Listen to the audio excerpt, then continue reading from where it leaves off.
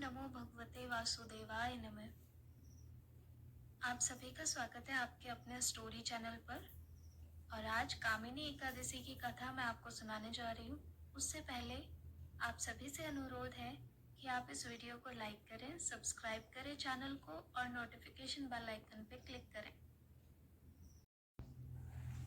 एकादशी करने वाले व्यक्ति को चाहिए कि वो पीले ही वस्त्र धारण करें तथा भगवान श्री हरि विष्णु को पीले चंदन का टीका लगाए और उन्हें भी पीले ही पुष्प या फूल चढ़ाए। इस दिन न तो पूजा में ही चावल का उपयोग करना चाहिए और न ही भोजन में। तो आइए दोस्तों सुनते हैं कामिनी एकादशी व्रत कथा।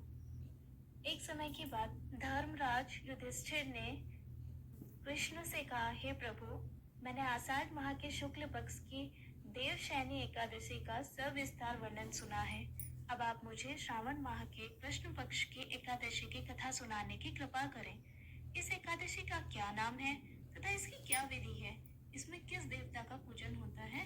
इसका उपवास करने से मनुष्य को किस फल की प्राप्ति होती है? भगवान श्री कृष्ण ने कहा, हे धर्मराज युधिष्ठिर, मैं श्रावण माह की पवित्र एकादशी की कथा सुनाता हूँ। ध्यान से सुनो। एक बार इस एकादशी की पावन कथा को भीष्म पितामह ने लोकहित के लिए नारद जी से कहा था।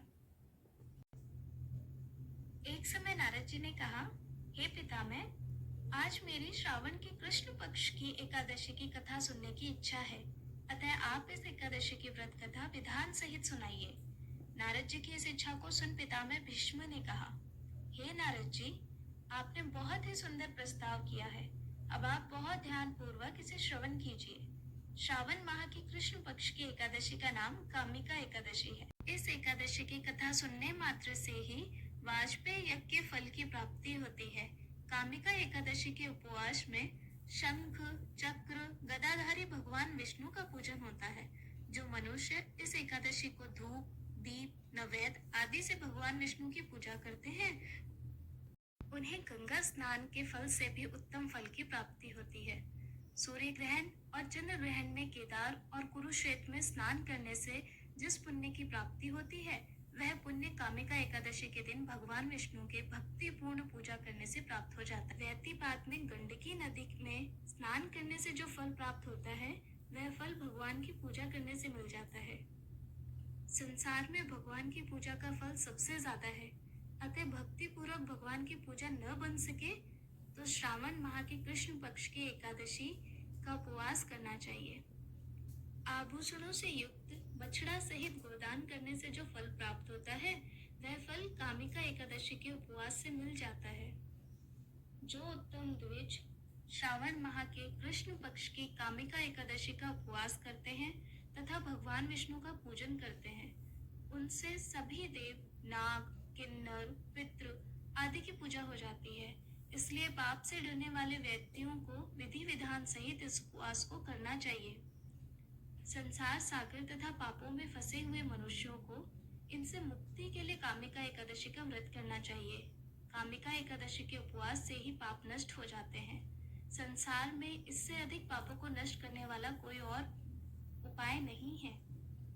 हे नारद जी, स्वयं भगवान ने अपने मुख से कहा है कि मनुष्यों को अध्यात्म विद्या से जो फल प्राप्त होता है, उससे अधिक फल कामिका एकादशी का व्रत करने से मिल जाता है।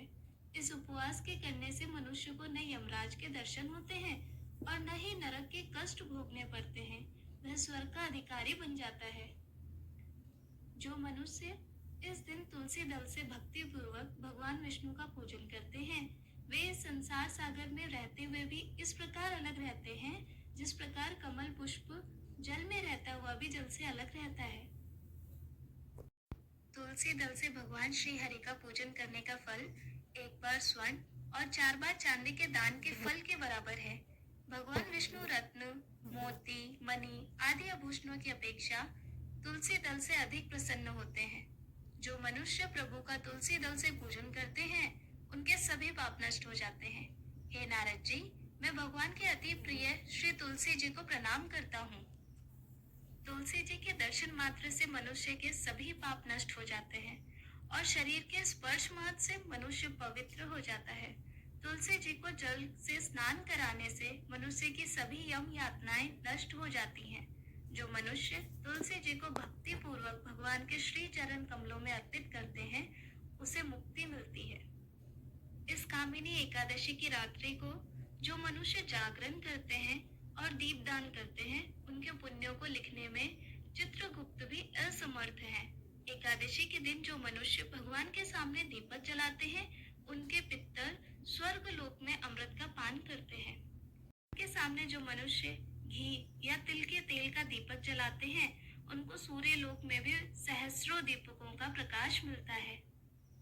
इसके बाद ब्रह्मा जी ने नारद जी को कामिनी एकादशी की एक छोटी व्रत कथा सुनाई। एक गांव में एक वीर क्षत्रिय रहता था। एक दिन किसी कारणवश उसकी ब्राह्मण से हाथापाई हो गई और ब्राह्मण की मृत्यु हो गई। अपने हाथों मारे गए ब्राह्मण की क्रिया उस क्षत्रिय ने करनी चाहिए, परंतु पंडितों ने उसे क्रिया में शामिल होने से मना कर दिया।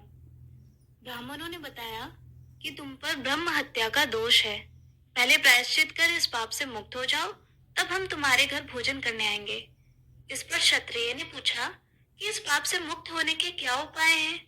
तो ब्राह्मणों ने बताया कि श्रावण माह के कृष्ण पक्ष की एकादशी को भक्ति भाव से भगवान श्रीधर का व्रत व पूजन कर ब्राह्मणों को भोजन करा के सददक्षिणा के साथ आशीर्वाद प्राप्त करने से इस पाप से मुक्ति मिलेगी। ब्राह्मणों के बताए हुए तरीके पर व्रत करने वाली रात में भगवान श्रीधर ने क्षत्रिय को दर्शन कि तुम्हें ब्रह्म हत्या के पाप से मुक्ति मिल गई है। इस व्रत के करने से ब्रह्म हत्या आदि के सभी पाप नष्ट हो जाते हैं और इह लोक में सुख भोग कर प्राणी अंत में विष्णु लोक को जाते हैं। इस कामिका एकादशी के महात्म्य में श्रवण व पठन से मनुष्य स्वर्ग लोक को प्राप्त करते हैं तथा मनवांछित फल पाते हैं।